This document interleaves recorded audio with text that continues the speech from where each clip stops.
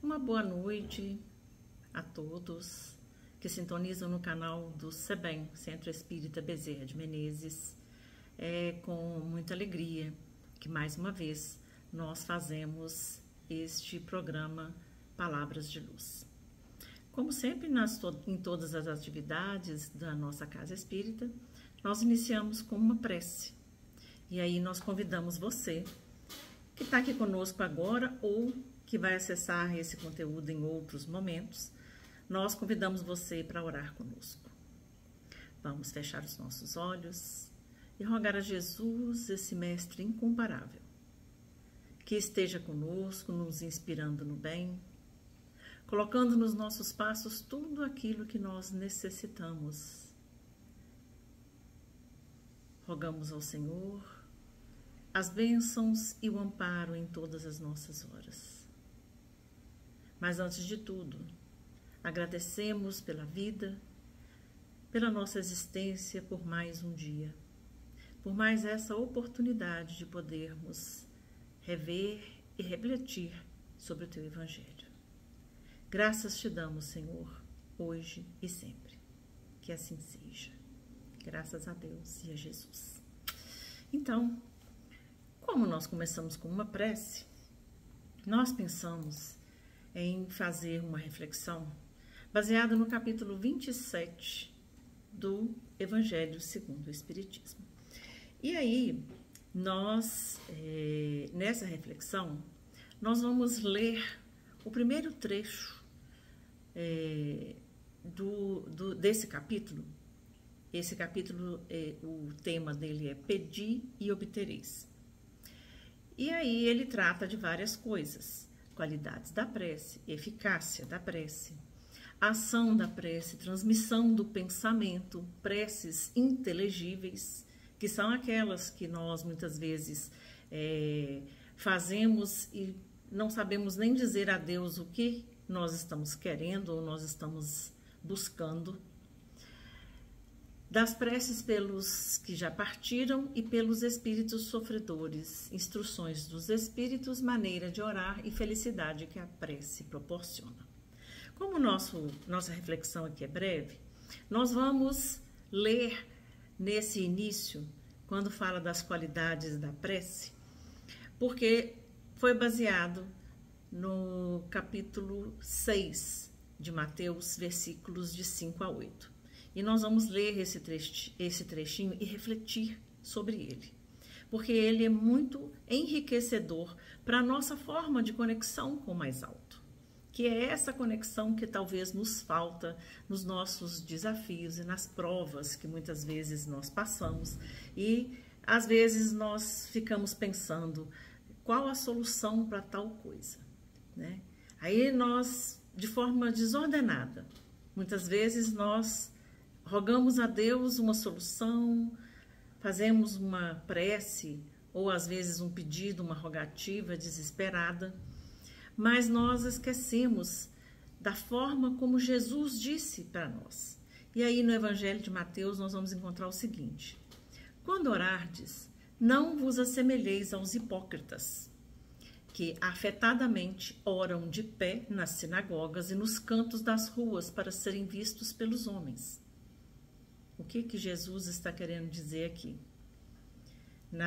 Registrado no Evangelho de Mateus, ele está querendo dizer que nós não precisamos de orar, nós não precisamos de fazer preces para que as pessoas vejam que nós estamos orando, vejam que nós estamos nessa rogativa, como se isso fosse para te dizer assim: olha como eu sou humilde, olha como eu sou temente a Deus. Mas Deus não precisa dessas manifestações. Então, ele continua: digo-vos em verdade que eles já receberam sua recompensa, porque foram vistos, não é mesmo? Quando quiserdes orar, entrai para o vosso quarto e, fechada a porta, orai a vosso Pai em secreto.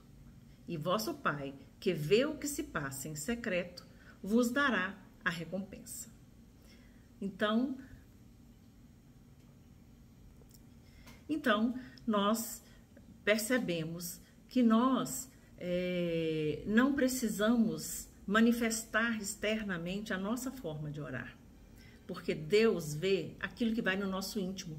Quando ele fala que o Pai vê tudo que está em secreto, é porque ele sabe dos nossos pensamentos, ele sabe das nossas intenções, das nossas necessidades. Mas para que nós possamos exercitar a humildade, ele necessita que nós peçamos. Se Deus sabe, ele poderia muito bem agir, não é mesmo? Antes que nós peçamos, porque ele é o supremo amor, a suprema misericórdia. Se nós, que somos nós, cuidamos dos nossos filhos quando estamos aqui na terra, com tanto zelo, Deus que é um Pai perfeito, porque ele não vai zelar por nós. Mas ele é um Pai perfeito em todos os sentidos. E também em educar-nos. Porque a educação faz parte de quando alguém ama a gente, não é mesmo? Então, Deus nos ama, então quer que nós exercitemos a nossa humildade, a nossa paciência, a nossa perseverança no bem, porque se nós perseveramos pacientemente em orar, nós estamos ali trabalhando a nossa humildade, estamos trabalhando várias virtudes dentro de nós. E é isso que Deus quer.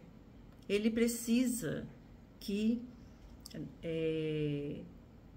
de ver em nós essa necessidade que nós temos manifestada de uma forma humilde e não de uma forma tirana, que nós às vezes somos assim, às vezes até condicionamos algumas coisas para Deus, não é mesmo? Olha, eu vou fazer isso para o Senhor me dar isso.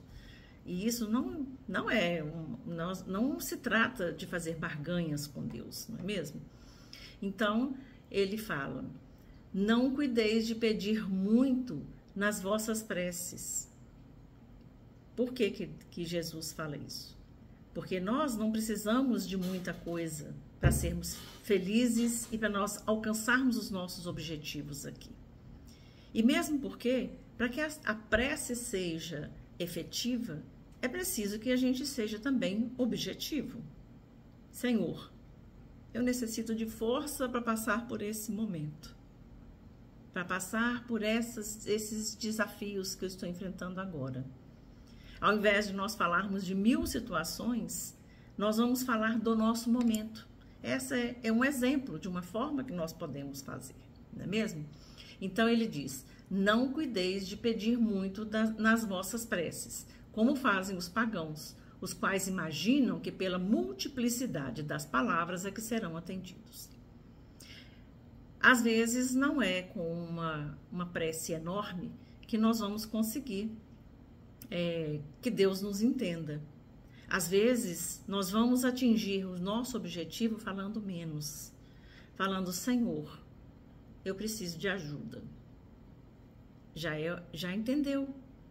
Mas desde que a gente fale isso de uma forma humilde, sentida, que venha de dentro de nós esse pedido, essa rogativa ao Pai. Não vos torneis semelhantes a eles, porque vosso Pai sabe do que é que tendes necessidade antes que lhe o peçais. Que foi o que nós dissemos. Deus sabe das nossas necessidades, mas é preciso que nós peçamos para que Ele entenda o tamanho do desejo que nós temos de que seja sanada e que seja resolvida essa necessidade, seja um problema ou seja o que for. Então, a gente entender que a forma como nós fazemos, não há necessidade de nós fazermos uma prece enorme, nem de nós fazermos, usarmos palavras rebuscadas. Às vezes a gente ouve as pessoas falando assim, eu não sei fazer prece, não sei orar em público, como se tivesse de ter um grande discurso para poder orar. Nós oramos com sentimento. Às vezes não gastam nem palavras quando nós dirigimos a Deus sinceramente, quando nós falamos com humildade. E aí, reforçando, nós encontramos no Evangelho de Marcos, no capítulo 11, o seguinte: quando vos apresentardes para orar, se tiverdes qualquer coisa contra alguém, perdoai-lhe, a fim de que vosso Pai que estás nos céus também vos perdoe os vossos pecados. Se não perdoardes, vosso Pai que está nos céus também não vos perdoará os pecados. Quando aqui Marcos diz dessa forma, ele fala o seguinte, que é preciso, quando nós formos orar, que nós façamos as pazes com aqueles que são os nossos adversários. Isso quer dizer o quê? O perdão, ele é, vamos dizer assim, a forma máxima de nós podermos exercitar o amor e a caridade. Nós entendermos, compreender e sanar dentro de nós a dor que causa o erro de uma outra pessoa. A pessoa errou conosco, nos magoou, machucou aquilo que é mais íntimo, vamos dizer, dentro de nós. Mas, se nós pudermos fazer uma análise da situação, desde que nós tenhamos condições para isso, nós talvez vamos encontrar alguém doente por trás de atos contra nós. Mas o que nos impede exatamente de perdoar? A maior parte das vezes, o nosso orgulho, a nossa impaciência, né? Por quê? Porque se alguém me machuca, eu falo, não, eu tenho que revidar, eu não posso deixar barato, né? E isso, na verdade, faz com que nós façamos vamos dizer assim, um caminho muito complicado, porque nós deixamos nos envolver pelos maus sentimentos, que é uma teia muito difícil, né, de ser sanada. A raiva, o ódio, quando eles tomam uma dimensão maior, quando nós alimentamos dentro de nós isso. Então, o que Marcos está dizendo para nós aqui? Quando vos aprestardes para orar, se tiverdes qualquer coisa contra alguém, perdoa, a fim de que vosso Pai que estás nos céus também vos perdoe.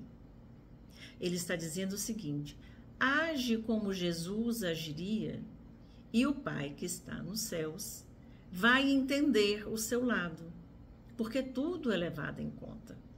Ele vai entender, porque o que acontece quando nós perdoamos alguém? Nós soltamos esses maus sentimentos, tiramos de nós um peso.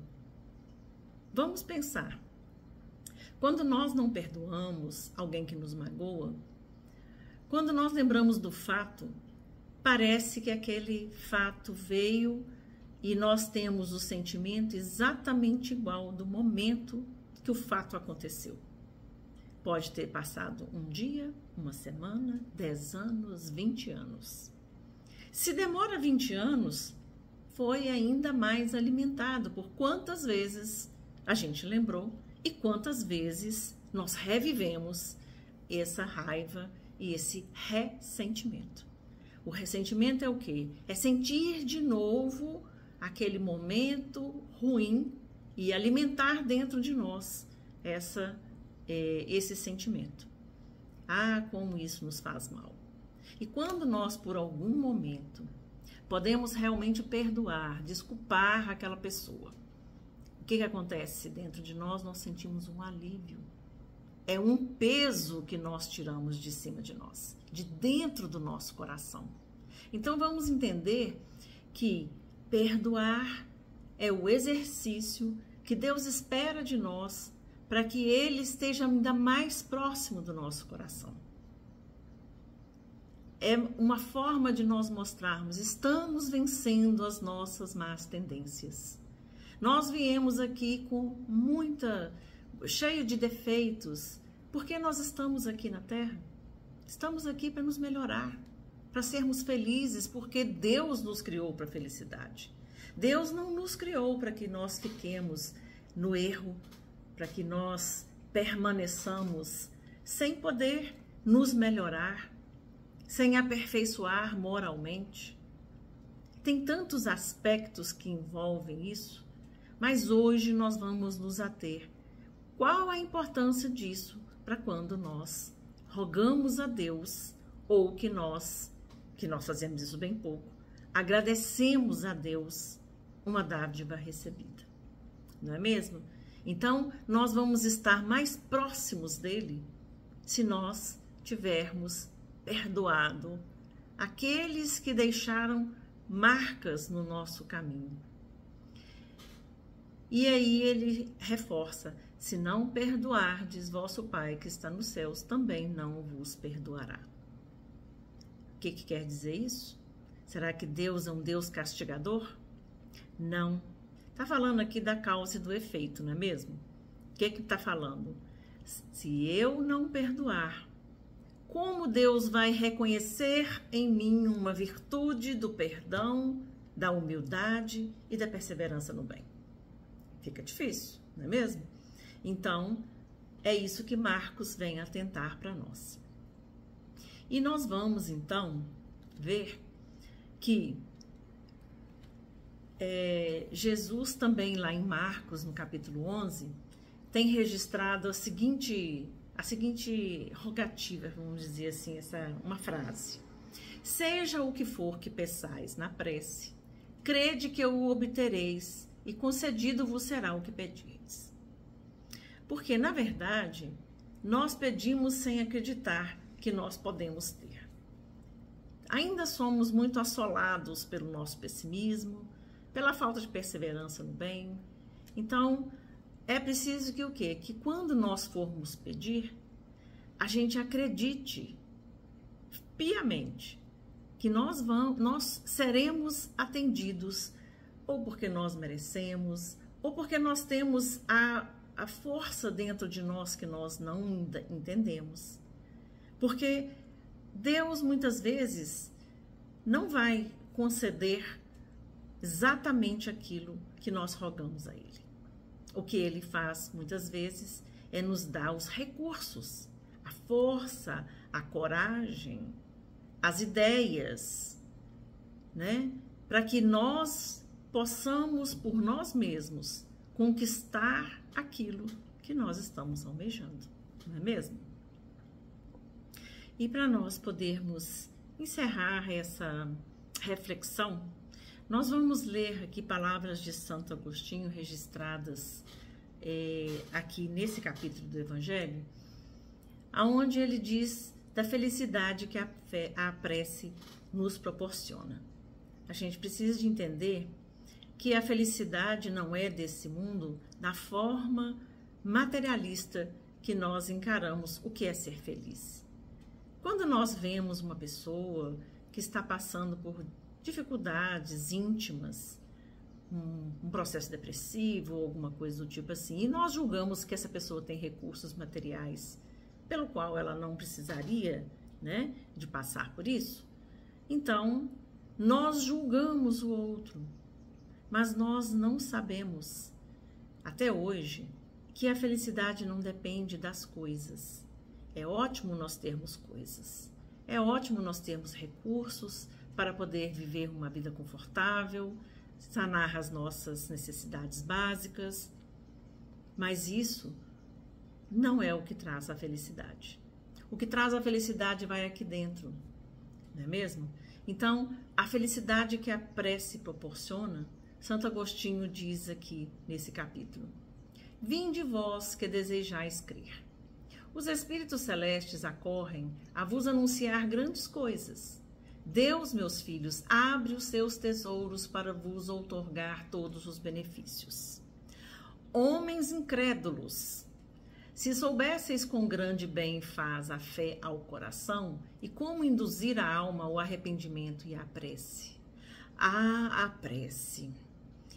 Como são tocantes as palavras que saem da boca daquele que ora. A prece é o orvalho divino que aplaca o calor excessivo das paixões. Filha primogênita da fé, ela nos encaminha para a senda que conduz a Deus. No recolhimento e na solidão, estais com Deus. Para vós já não há mistérios, eles se vos desvendam. Apóstolos do pensamento, é para vós a vida. Vossa alma se desprende da matéria e rola por esses mundos infinitos e etéreos que os pobres humanos desconhecem. Avançai, Avançai pelas veredas da prece e ouvireis as vozes dos anjos. Como é bonito, né? A gente entender que nós vamos ser tocados de uma forma como às vezes vai nos surpreender quando fazemos uma prece realmente com fé. Então ele disse: avançai. Avançai pelas veredas da prece e ouvirei as vozes dos anjos. Que harmonia! Já não são o ruído confuso e os sons estrídulos da terra. São as liras dos arcanjos. São as vozes brandas e suaves dos serafins, mais delicadas do que as brisas matinais, quando brincam na folhagem dos vossos bosques. Por entre que delícias não caminhareis. A vossa linguagem não poderá exprimir essa ventura, tão rápida para ela, por todos os seus poros. Não, vamos voltar. A vossa linguagem não poderá exprimir essa ventura, tão rápida entra ela por todos os vossos poros, tão vivo e refrigerante é o manancial em que orando se bebe. Dulçurosas vozes e inebriantes perfumes que a alma ouve e aspira quando se lança a essas esferas desconhecidas e habitadas pela prece. Sem mescla de desejos carnais, são divinas todas as aspirações. Também vós orai como Cristo, levando a sua cruz ao Gólgota, ao Calvário. Carregai a vossa cruz e sentireis as doces emoções que lhe perpassavam na alma, se bem que vergado ao peso de um madeiro infamante. Ele ia morrer, mas para viver a vida celestial na morada de seu Pai. Então essas palavras, que elas possam falar ao nosso coração e que essa breve reflexão coloque cada um de nós para poder pensar na eficácia da prece, em como nós temos orado, como nós temos nos dirigido a Deus, a Jesus. Será que nós estamos fazendo prece da forma correta, de forma que acalma realmente o nosso coração? Porque é isso que Santo Agostinho está dizendo.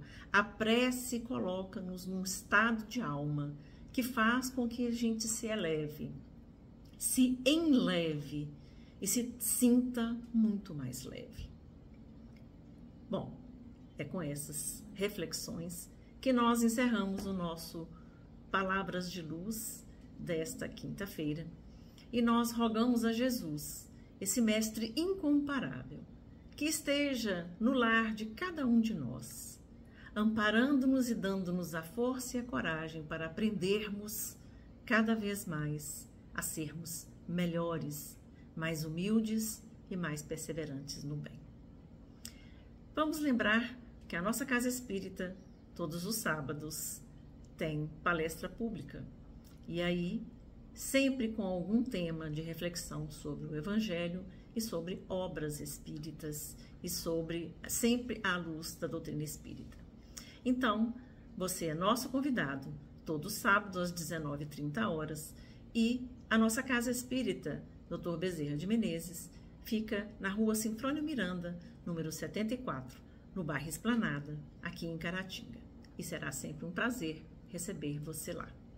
Até uma próxima oportunidade, quando nós estivermos aqui para refletir sobre mais, dentro de mais um programa Palavras de Luz. Até mais.